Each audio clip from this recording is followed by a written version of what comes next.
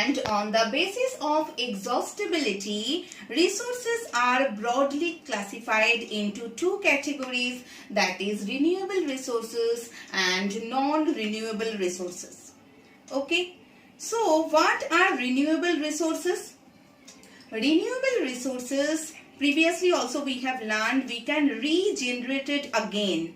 Through what? Through chemical processes, through mechanical processes, physical processes, or maybe the mix-up of all threes.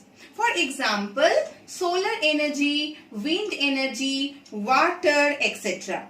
Non-renewable resources occur for a long geological time, very long geological time. They take lots of years to regenerate, like minerals, fossil fuels, etc.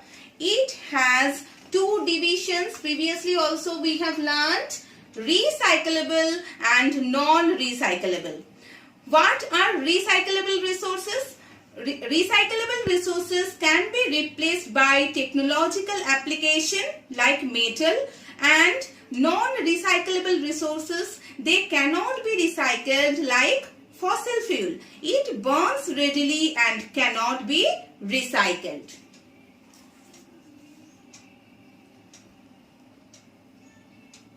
You can take these notes from here, taking screenshots.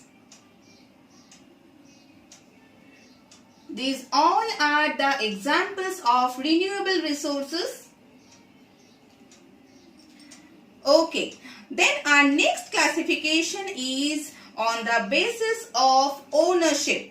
These are classified into four categories like individual, community owned, national and international. What are individual resources? Individual resources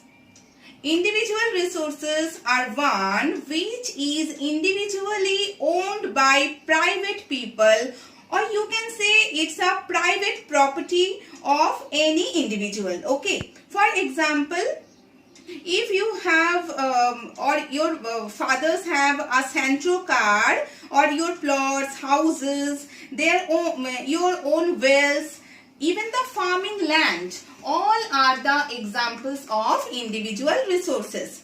Our second category or second one is community resources or community owned resources. These are the one which owned by the member of the community.